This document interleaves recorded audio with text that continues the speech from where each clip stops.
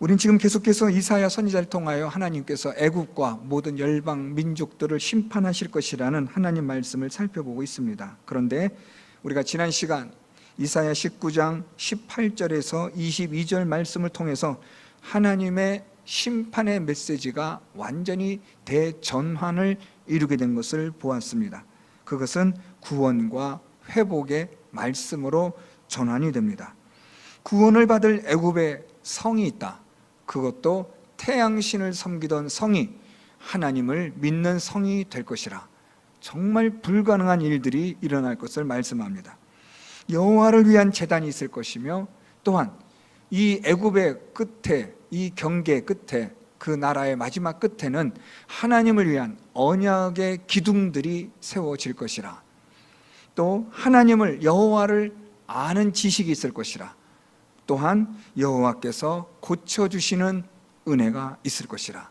이렇게 구원에 관한, 회복에 관한 하나님의 말씀으로 전환이 됩니다. 오늘 본문은 이러한 하나님의 구원과 회복의 말씀에 관한 절정에 이르는 말씀이라고 할 수 있습니다. 그리고 오늘 본문은 애굽뿐 아니라 아수르와 이스라엘과, 그리고 계속해서 하나님의 복음이 전파되어 하나님의 나라로, 백성으로 세워질 그러한 계속되어지는 제3의, 제4의 계속되어지는 나라와 열방과 민족들을 향한 하나님의 구원과 회복의 말씀으로 확장되어집니다. 오늘 먼저 23절 말씀은 이렇게 시작합니다. 그날에 애굽에서 아수르로 통하는 대로가 있어 아수르 사람은 애굽으로 가겠고 애굽 사람은 아수르로 갈 것이며 애굽 사람이 아수르 사람과 함께 경배하리라. 오늘 이 23절 말씀은 우리가 이 당시의 역사적 상황을 이해한다면 이건 어떻게 보면 소설 같은 이야기입니다. 말도 되지 않는, 어떻게 이렇게 이런 일들이 일어날 수 있겠는가라고 반문할 정도의 말씀입니다. 왜냐하면 애굽에서 아수르로 통하는 대로가 있습니다. 맞습니다. 아수르는 남진 정책으로 애굽까지 내려가 그의 힘을 확장시키려는 패권 정책을 펼치고 있고, 애굽은 상대적으로 북진 정책을 해서 이 북쪽으로 아수르까지 위로 올라갈 수 있는 그런 정책을 취하는 패권적 경쟁이 한창 치열한 그런 시대적 상황입니다. 아수르는 남쪽으로, 애굽은 북쪽으로 이렇게 서로가 대립되어지는 그 통로가 오늘 말씀에 의한 대로입니다. 그러니까 이 대로는 아수르와 애굽이 서로 적대적 관계를 아주 촉발시키는 중요한 그러한 요충지가 되고 있는 겁니다. 그런데 오늘 말씀해 보니까 이 대로를 통해서 아수르 사람은 애굽으로 가겠고 애굽 사람은 아수르로 갈 것이며 라고 말씀합니다. 여기서 이 간다라는 말은 자유롭게 왕래한다, 평화롭게 오고 간다라는 뜻입니다. 아수르와 애굽이 적대적 관계를 맺고 있는 지금 이 상황에서 이사야는 하나님의 말씀을 통하여 예언하기를, 그날이 오면 하나님의 말씀이 임하여 하나님께서 회복시키시는 구원의 날이 임하게 되면 지금은 적대적 관계에 있는 이 아수르와 애굽이 서로가 자유롭게 왕래하며 평화롭게 교제하는 그런 날이 임하게 될 것이라. 조금 더 나아가면 그래서 그러한 평화로운 그런 왕래를 통하여 이 애굽 사람과 아수르 사람이 함께 하나님을 경배하게 될 것이라, 그렇게 말합니다. 그래서 여러분, 오늘 여기서 이 아수르 사람과 애굽 사람의 평화로운 자유로운 이 왕래는 복음으로 말미암는 왕래를 말합니다. 복음으로 인하여 이 적대적 관계의 이 대로가 이제는 복음의 대로로 탈바꿈하게 되어진다는 말씀입니다. 여러분, 이것을 조금 더 우리가 이해할 수 있다면, 여러분, 우리가 로마 시대를 조금 생각해 보면 좋습니다. 로마의 멸망사라든가 이런 로마에 관한 많은 책들이 있으니까 여러분들이 얼마든지 참고해 볼 수 있는데요, 로마 하면은 몇 가지 우리가 떠오르는 단어들이 있습니다. 그 중에 대표적인 것이 법입니다. 행정, 이런 질서에 관한 것에 있어서 로마는 아주 대표적인 것이 있습니다. 또 하나가 건축입니다. 그리고 빼놓을 수 있는, 빼놓을 수 없는 또 하나가 도로입니다. 로마는 도로 확장에 있어서 아주 엄청나게 공을 들입니다. 그래서 자기들이 식민지로 삼은 나라들마다 제일 먼저 하는 일이 도로를 닦는 일입니다. 왜 그럴까요? 두 가지입니다. 첫째, 만에 하나 그 식민지에서 반란이 일어난다면 바로 가서 즉시 진압할 수 있는 도로가 필요했던 겁니다. 그래서 도로 닦는 일에 로마는 아주 열을 다합니다. 두 번째, 이 도로는 동시에 각 식민지로부터 세금을 거두어 들이는 창구 역할을 하는 곳입니다. 그래서 로마는 이 세계를 제패하면서 그들이 가장 힘썼던 것 중에 하나가 바로 도로를 닦는 거였습니다. 그래서 이 로마는 모든 나라들을 정복하면서 도로를 만들고 도로를 통해서 얼마나 많은 사람들의 말 그대로 고혈을 짜냈겠습니까? 그들의 이 식민지의 사람들의 그들의 모든 세금을 징수하고 빼앗고 때로는 그 도로를 이용하여 가서 사람을 죽이고 진멸하는 그런 도로로 사용했던 그 도로가 완전히 탈바꿈되어지는데 그게 바로 바울에 이르러 탈바꿈됩니다. 사람을 죽이고 또한 사람의 것을 빼앗아 왔던 그 도로가 복음을 전하는 도로로 변하게 되는 겁니다. 여러분, 어떻게 바울이 복음을 이스라엘에서부터 예루살렘에서 저렇게 유럽으로까지 아시아로까지 그렇게 복음이 빠르게 전파될 수 있었을까? 가장 대표적인 것은 도로입니다. 이 도로가 항로와 함께 이 도로, 육상 도로가 아주 잘 발달되어 있었는데 여기에는 이 로마의 힘을, 이 영향력을 무시할 수 없습니다. 그런데 하나님은 로마가 닦아놓은 이 도로를 통해서 무엇으로 만드셨냐면 복음의 대로가 되게 하셨다는 겁니다. 여러분, 하나님께서 일하시는 것을 보면 정말 놀랍습니다. 우리의 이 상상을 초월하는 하나님의 일들이 있습니다. 우리 예전에 개역성경에 신묘막측이라는 이 시편 기자의 고백이 있습니다. 신묘막측이라는 이 어려운 한자어인데요, 신통하고 묘하여 미리 예측할 수 없다라고 말하는 신묘막측입니다. 저는 이 단어를 개인적으로 아주 좋아합니다. 하나님은 어떤 분이시냐? 신묘막측하신 분입니다. 도저히 우리의 상상으로는 예상할 수 없고 예측 불가의 분이 바로 하나님입니다. 이렇게 하실 거야 라고 우리는 생각하고 해봤자 여기까지지 라고 생각하지만 하나님은 그 이상의 몇 차원을, 몇 가지의 생각을 뛰어넘어 하나님의 위대한 역사를 이루어내시는 분이 우리가 믿는 전능하신 하나님이 되시는 줄 믿습니다.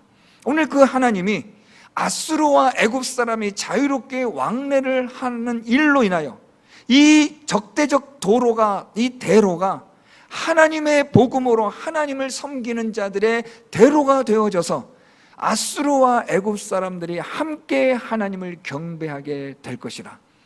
완전히 기가 막힌 놀라운 하나님의 대반전의 역사를 하나님이 그려가는 겁니다. 완전히 사람의 생각으로는 이것은 절대적으로 사람의 뜻과 의지대로 무언가를 만들어내려 했던 것인데 하나님은 그것을 가지고 하나님 뜻을 이루시는데 사용하는 그런 하나님의 지혜가 번뜩이는 일들이 얼마나 많습니까? 오늘 하나님은 이러한 애굽에서 아수르로 통하는 대로를 하나님께서 이렇게 탈바꿈하시면서 24절에 이런 말씀합니다. 그날에 이스라엘이 애굽 및 아수르와 더불어 셋이 세계 중에 복이 되리니 라고 말씀합니다. 우리 계속해서 우리가 살펴보는 말씀들, 하나님의 이 심판에 애굽에 관한 말씀들 계속 보면 그날에 계속 반복되고 있습니다.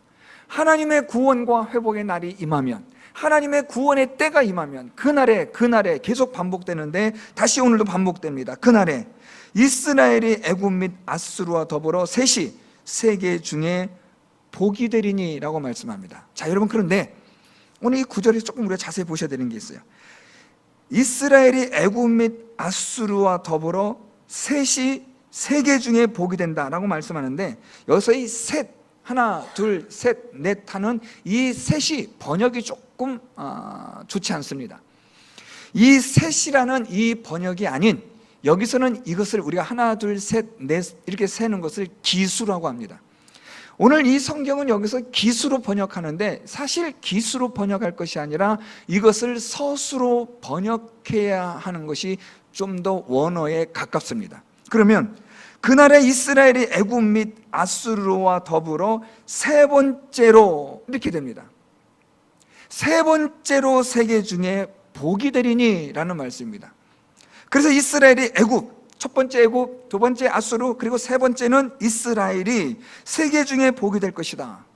자, 여러분 이게 왜 중요한가 조금 나중에 설명드리고, 이렇게 서수로 번역해야 옳은 것이 25절 말씀 내려가면, 이는 만군의 여호와께서 복주시며 이르시되 내 백성 애굽이여, 내 손으로 지은 아수르여, 나의 기업 이스라엘이여. 자, 할 때 여기서 이스라엘이 몇 번째로 등장합니까? 세 번째로 등장합니다. 따라서 오늘 이 24절에서 더불어 셋이라고 번역하는 것이 아니라 더불어 세 번째로 이스라엘이 복이 있으리니 라는 말씀입니다. 자, 그러면 왜 이 세 번째가 중요하냐라는 겁니다. 뭐 셋이면 어떻고 세 번째면 어떠냐, 뭐 이렇게 복잡합니까? 예, 이게 중요합니다. 하나님께서 애굽과 아수르를 통하여 하나님이 복음을 전파되게 하시고 그날에 하나님이 회복시키시고 구원의 역사가 임하는데, 애굽과 아수르와 세 번째로는 이스라엘이 그렇게 복음을 받게 되는데 라는 말씀이에요. 자, 그러면 세 번째로 끝납니까? 아니요. 네 번째, 다섯 번째, 여섯 번째, 계속해서 하나님께서 복이 되게 하시는 나라, 하나님을 경배하며 섬기는 나라들이 세워질 것이라는 말씀 때문입니다. 애굽과 아수르와 이스라엘 이 셋만으로 하나님의 복음이 끝난다면 사실은 이 서수보다는 기수가 맞습니다. 하나, 둘, 셋, 이 세 나라가 라고 하면 되는데, 하나님의 복음은 여기서 끝나는 게 아니라, 여기서 그치는 게 아니라, 하나님의 복음은 계속해서 주님 오시는 그날까지 전파되어지고 가르쳐지고 하나님을 경배하게 되어진 일들이 일어나게 될 것을 말씀하는 겁니다. 여러분, 우리나라는 몇 번째일까요? 우리나라가 복음이 들어오는 것이 도대체 몇 번째일까요? 우리는 모릅니다. 하나님만 아시겠죠. 그 순서는 하나님 아시겠지만 어쨌든 우리나라에도 복음이 임하여 들어오게 된 것입니다. 그것이 100번째였든지 그것이 1000번째였든지 그 순서는 모르겠지만 하나님의 복음으로 말미암아 하나님께서 우리를 구원하시고 복되게 하시는 그 일에 따라 오늘 우리가 복을 받아 예수 그리스도를 믿게 된 것입니다. 여러분 가정은 몇 번째입니까? 여러분은 몇 번째로 예수를 믿게 됐습니까? 여러분, 이것은 한 나라, 민족을 이야기할 때 이렇게 되지만 한 개인으로 말할 때는 더 엄청나집니다. 나는 몇 번째로 구원을 받았을까? 모르죠. 하나님만 아시는 겁니다. 어쨌든 하나님께서는 계속해서 오늘도 구원의 역사를 한 사람씩 한 사람씩 택하신 자마다 하나님께서 부르시고 그들로 하여금 세계 중에 복이 되게 하셔서 하나님을 경배하게 하실 것이다. 이걸 말씀하는 거예요. 자, 그러면 마지막으로 이렇게 하여 하나님께서 복 주시는데, 하나님께서 이렇게 복 주시는 이유가 무엇이냐라는 겁니다. 오늘 말씀 보면 이렇게 말씀합니다. 25절에 이는 왜냐하면 만군의 여호와께서 복 주시며 이르시되 내 백성 애굽이여, 내 손을 쥔 아수르여, 나의 기업 이스라엘이여, 복이 있을지어다 라고 그렇게 하나님이 이사야를 통하여 말씀합니다. 자, 그런데 여기서 내 손으로 지은 이라는 표현이 있습니다. 내 손으로 지은 아수르여, 내 백성 애굽이여. 여러분, 이 표현들이 중요합니다. 하나님께서 이렇게 아수르나 애굽이나 이들을 계속해서 하나님의 자녀로 삼으시고 앞으로도 많은 열방과 민족들을 하나님의 백성으로 삼으실 텐데, 하나님은 그들을 무엇이라고 부르냐면 내 백성, 내 손으로 지은 자라고 말합니다. 자, 여러분, 이게 중요해요. 내 백성, 내 손으로 지은 자. 여러분, 어떤 의미가 드세요? 내 백성, 나의 것, 내 손으로 지은 존재. 여러분, 이건 무엇을 의미합니까? 특별하다는 거예요. 너희들은 특별한 나의 존재로 내가 너희들 이렇게 복을 준다는 거예요. 내 손으로 특별하게 지어 내 자녀요 내 백성으로 삼은 너희이기 때문에 내가 너희에게 세 번째, 네 번째, 10번째, 100번째, 1000번째, 10,000번째로 해서 내 백성이 되어 하나님을 섬기는 복을 줄 것이다. 우리가 어떤 존재라고요? 특별하다는 거예요. 하나님의 손으로 특별하게 지음을 받은 존재, 예수 그리스도를 믿음으로 말미암아 하나님께서 새롭게 창조하신 존재, 그렇기 때문에 우리가 특별함으로 하나님의 복을 받게 되는 겁니다. 그 복이 무엇입니까? 하나님을 경배하는 복입니다. 사랑하는 성도 여러분, 하나님은 오늘도 복음의 대로를, 문을 여시는 하나님이 되십니다. 우린 잘 모르지만 하나님은 곳곳마다 복음의 문을, 대로를 열어놓고 계시고 일을 진행하시고 오늘도 계속해서 하나님께로 돌아오는 자들을 부르고 계시고 있습니다. 하나님이 부르시고 복음을 통하여 믿게 하시고 하나님을 경배하는 이런 복을 받는 자들은 누구냐? 그들은 특별한 하나님의 사람들입니다. 그래서 여러분, 저와 여러분, 우리는 어떤 사람이라고요? 하나님의 특별한 존재입니다. 세상 사람들 볼 때는 별 볼일 없어 보이고 그냥 눈에 차지도 않는 그런 우리들이겠지만 하나님이 보실 때는 특별한 거예요. 특별하기 때문에 우리에게 복음을 받아들이게 하고 예수를 믿게 하고 하나님을 경배하고 하나님 앞에 나와 예배를 드릴 수 있는 은혜를, 복을 주신 겁니다. 그래서 여러분, 우리가 하나님을 믿는다, 예수를 믿는다라는 말은 특별한 거예요. 하나님의 특별한 은혜인 거예요. 우리가 하나님의 이 특별한 은혜가 아니면 어떻게 우리가 예수를 믿고 하나님을 믿는 자가 되겠습니까? 애굽과 아수르와 같은 이방 민족이 불과한 우리인데 하나님께서 나를 특별하게 삼아 주셔서 복음을 받아들이고 믿게 하셔서 우리에게 복을 주신 겁니다. 그래서 오늘 말씀처럼 복이 되리니 복 주시며 이르시되 복이 있을지어다. 복에 대하여 계속해서 말씀하는 거예요.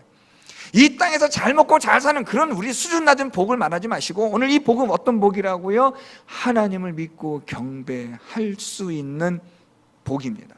영원한 생명을 얻고 영원한 하나님의 나라를 소유할 수 있는 그 복을 누구에게 주셨느냐? 하나님의 손으로 지은, 하나님의 택함을 받은 특별한 자들에게 주신 겁니다. 저와 여러분, 우리는 하나님의 특별한 사람입니다.